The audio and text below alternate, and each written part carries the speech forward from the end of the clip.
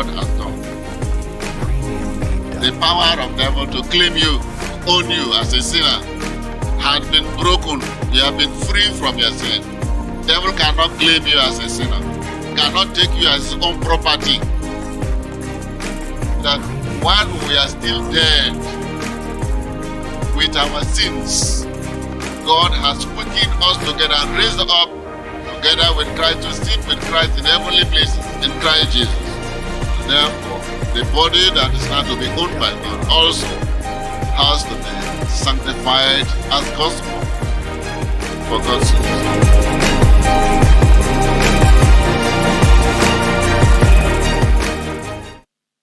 Our lesson today is the Holy Spirit, part 1.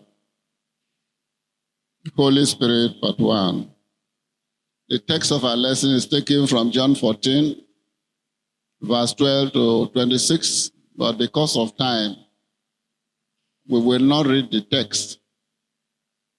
But basically what that place is telling us is that Jesus is telling us, if we believe in him and do what he asks us to do, the work or the works he did, we shall do also, and even promise that we shall do greater works than he has done, because he's going to the Father, and now we are to take his place to work as he worked. And he will pray the Father to bring the Holy Spirit, the Comforter, so that the way he walked with him is going to walk with us. And we shall be instruments of testimonies to God. And our memory verse, John 7:38, that if you believe in me, as the scripture has said, out of your belly shall flow rivers of living water. The aim of our lesson today is to make you know about the Holy Spirit and the place he holds in the church. Who is the Holy Spirit? The Holy Spirit is called the Spirit of God, but the Bible describes him as a person because the word he is used for him. That when he, the Spirit of truth, will come, will lead you into all truth. That is not to say that the Holy Spirit is a human being, but is a spirit personality. Of all the spirits that are operating in the world, who are even in the bodies of men, only him is from God. Only the Holy Spirit is different. They are all the other ones are all the spirits of devils. And that is why he is called the Spirit of God, or the Holy Spirit. And as a spirit, spirits are invisible, but we can see them through the nature and the attributes as being manifested in the place they live, the place where they live. The Holy Spirit lives in the bodies of believers. After the redemption work, God has brought down the Holy Spirit from heaven to be here with us on the earth. He is now the Spirit leading the church. Under the law, it was an angel. It comes to live inside our body, to be in partnership with our spirit, to teach us about the eternal life that we have received of Christ, how to live the life, to lead us in the way of this eternal life. The Holy Spirit is there to empower us as strength from God, to enable us overcome the forces of darkness. When you hear the word of God, the Holy Spirit is there interpreting the word to your spirit, intruding into your consciousness, your feelings, your senses, to give you an understanding and conviction. The Holy Spirit is not the spirit that is inside God as one of God's own spirit. The Holy Spirit is a personality of his own. Christ is a personality of his own. But God sent them as the manifestation of him. And through them, we can see God. The Holy Spirit is the truth about the invisible God. Is the sign or the manifestation of the invisible God. Wherever it is manifested, we know God has appeared. He has no particular shape where you can describe him and say, the Holy Spirit is like this. It's the invisible aspect of the Father. We cannot liken the Father to be like anything. It's an abomination. But if we want to know the Father, it's only through the Holy Spirit and Christ that we can know. The Father is invisible. When we use the word spirit, it does not only mean disembodied spirits as we see, as we know, spirits walking about. That is not the only meaning. The word spirit also means the nature of a spirit. If you see the nature and manifestation, we can see the spirit which is invisible through the nature and the manifestation of that spirit in the place he lives in. And when we talk about the Spirit of Christ, we also know it also means the nature and the life of Christ. And that brings us to the difference. Spirits of devil are called evil spirits because the manifestations of the spirits of devil are always evil. The work of the Holy Spirit is simply to make us know of one thing.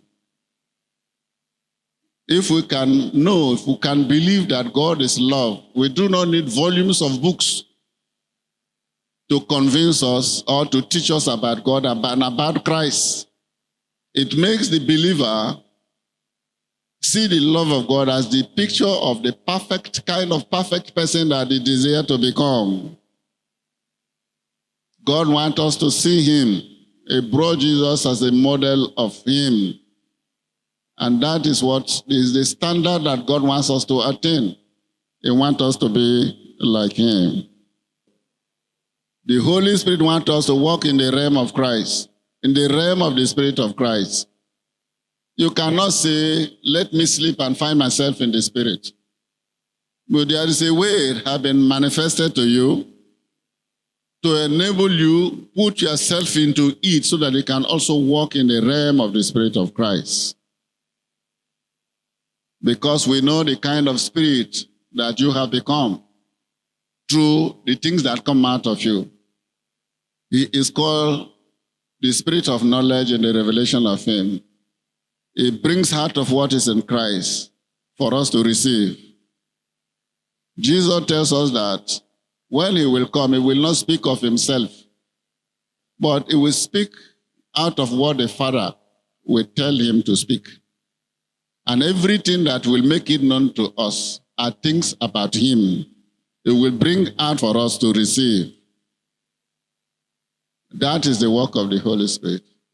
Makes us know about the love, about and other attributes, the kindness, the goodness, the meekness, all the attributes of Christ and the attributes of the eternal life of Christ.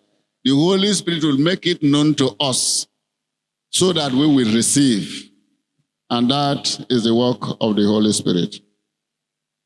It does not impose or force anybody to accept Jesus. It does not impose the word of God on you. The Bible says it convinces you. It comes to convince you of these things that are written in the Bible. I know, yes, he interferes with your thoughts, but that is not force. He wants you to have an understanding. So he intrudes into your consciousness and into your feelings to give you an understanding and conviction so that willingly you can accept. It is you that will act. God does not force. He only helps you to clear you of the things that devil did to hold you prisoner, of the demons that are trouble to you, of the spiritual devices devil have put in your spirit. God has done something. He has brought deliverance through the power of the Holy Spirit to bring them out so that you will be free. But then the aspect of receiving the life, it is you that will receive it. And that's what the Holy Spirit will do.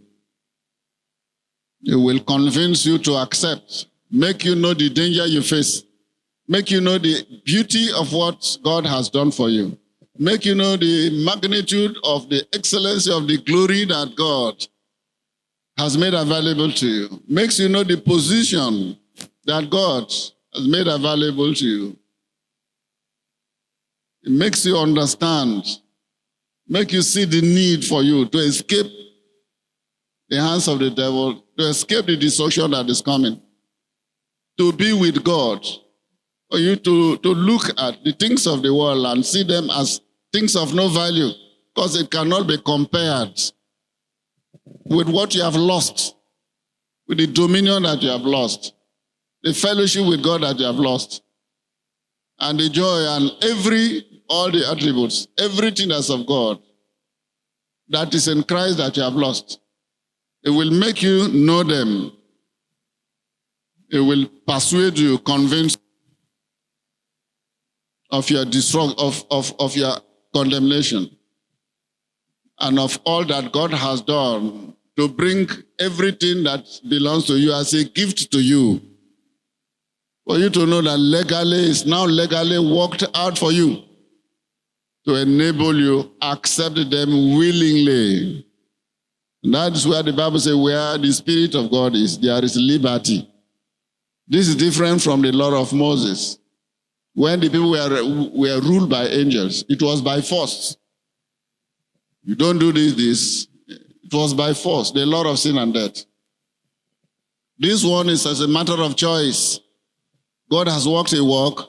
What you need is an understanding. You need an understanding. So you hear. Hearing means understanding. So as the message is coming out, the Holy Spirit has to make you understand the message. Believing means acting on the Word of God. And acting on the Word of God is to allow the Word of God to be engrafted into your spirit as your life. To allow the love of God come into your spirit as your life. By acting, you're receiving, because your spirit did not commit sin. Only became a victim of what we have done in the flesh. But the whole human being is made of body, soul, spirit. The whole body is one.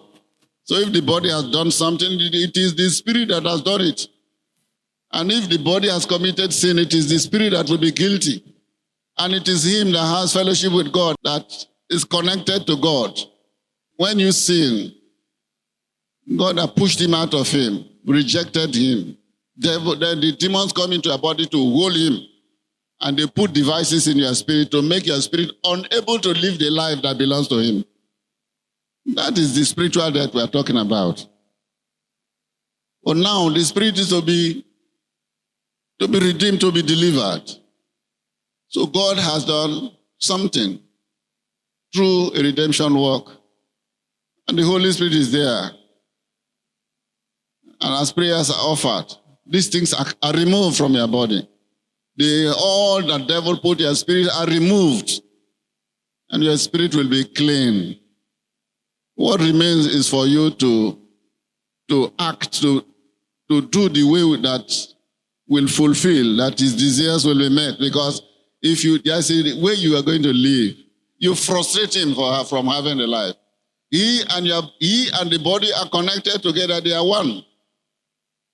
So for him to be completely free, for him to have that liberty, freedom, to be united with God and to live with God, so that they can now begin to enjoy the life God ordained for him, to be like God. You must repent. You must repent in the body. By repenting, by acting on the word, this life you are living, which is his life, is now entering him in abundance, giving him strength, making him have the life back to walk the way God ordained he should walk. So you need to repent.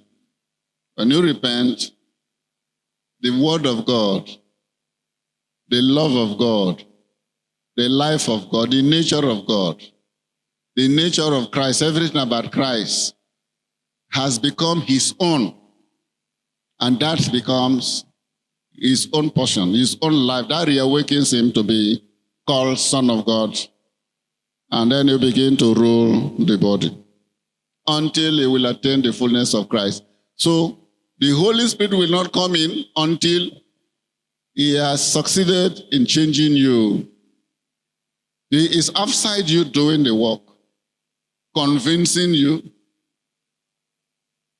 trying to overwhelm you as you are hearing the word of God. There are people that the word does not make meaning to them. That is why it is not everybody that will accept the gospel and go to heaven. Jesus made us know of told us a parable about different people with different kind of mind, which the Christ called them ground. Some people, the minds are stone. But then God wants to save everybody. God knows what to do. But those people, sometimes they just they don't want it. God comes with power, mighty hand, miracles, signs, wonders, to break down your pride, to bring you down, to confound you so that you will tremble before him.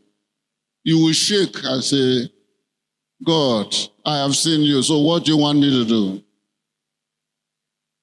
So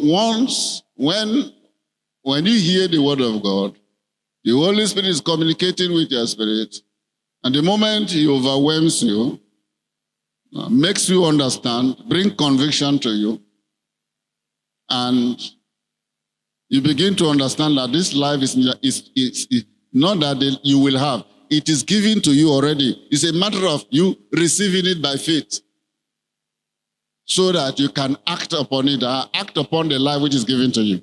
The moment he has made you understand that, and you believe, believing means that walking to show that I have received the life, I've accepted it. I have believed that the life is my own. And that is why you repent. You are repenting to let the life be in you. You are repenting to defend the life that is given to you. You are repenting to reject the old life so that this new one you have received will now become your life. That's the meaning of repentance. So the moment he sees that you have received the life by faith, then he will come in. That is when he will come in. When he comes in, he will teach you more about this, how to live the life. He will guide you in the way of this life. And it will comfort you from all that devil and the people of the world will do to you to assure you that you don't have problem with God. And it will be united with you in your strength, your ability. Makes you extraordinary person. And that is why you are now being endowed as instrument of testimony and service to the Father. Through you, people can see God. The presence of the Holy Spirit in you makes both God and Christ real in you. And how do we get the Holy Spirit? There is a way God has made available for us to receive the Holy Spirit. You invite the person of the Holy Spirit into your body simply through prayer and laying of hands. But anything besides that, God can still do in his own way. That is his own decision in the weakness of the church. As we see of those who confess Jesus, is because the Holy Spirit is with them, but the Holy Spirit is not in them. The Holy Spirit is with them, but he is not in them. because they do not act. They do not receive the life by faith and make it their own by doing. The Holy Spirit does not enter. So upon all that God has done, the work is in vain. Our lesson today is the Holy Spirit. The Holy Spirit is a personality of his own. It's not a spirit that is inside God as the Spirit of God. But since God is the head and the owner, and God sent him, of all the spirits that are in the world, we call the Holy Spirit the Spirit of God. The Spirit of God. That is the Bible. The Holy Spirit is not the eternal life that has been taught by people.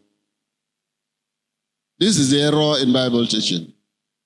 Commonly, what is believed, what is accepted as the truth is that you are born again when the Holy Spirit comes into your spirit. Then it will reawaken your spirit with divine life because the Holy Spirit is the life of God. That is not correct. The Holy Spirit is not the eternal life. It is Christ Jesus that is the eternal life. The Holy Spirit makes Jesus known to you, makes the life known to you, so that you can receive it for Christ to be in you, for the eternal life to be in you. The Holy Spirit is not the eternal life. People teach, make people believe that for you to be born again is when the Holy Spirit comes into your spirit, then you are born again. When the Holy Spirit leaves your spirit, you are dead. The Holy Spirit does not enter inside your spirit. He enters into your body to be in partnership with your spirit, to make you know about Jesus, so that the life that Adam lost, that God has brought to us through Christ, the life is in Jesus, is in the Son. For us to receive that, receiving Christ means receiving the life. So that Christ cannot be our life. Agape love cannot be our life. The nature of God cannot be our life. The Holy Spirit is to succeed, making us receive Jesus as our life. He is not the life. But he only comes in to enable us know about it so that we can. That is the meaning of the Holy Spirit building Jesus' nature and life into your spirit. People sometimes they say that when God created Adam, he molded the dust and breathed into the nostrils the breath of life. That breath of life that was breathed into Adam was the entrance of the Holy Spirit. The Holy Spirit is not eternal life, neither is the entrance of the Holy Spirit eternal life. Did the Spirit come through the dust that was molded? Did he come together with the dust that was molded? Spirit is spirit. The spirit of man came through the breath of God as an independent personality. And that is the real man that is in the body as a house. And at creation, the spirit of man was complete in God. Everything that came out of God as a being, as a person, was complete, having the life of God. So the breath of God was not that he breathed the Holy Spirit, he breathed the spirit out of him, having his own life. But now through sin, he is guilty and the nature of God left him. So God has done a work for us to have back the nature that we lost. And that has to be done through the word of God that is preached to you. It is the word of the life that you lost. The word of God is the word of eternal life. Jesus is the word of eternal life. Everything about Jesus is about the eternal life that we lost. May we understand the scriptures and help ourselves, save ourselves spiritually so that when destruction will come, it will not befall us. We will not be part of it. May you all know the truth and let the truth set you free in Jesus' name.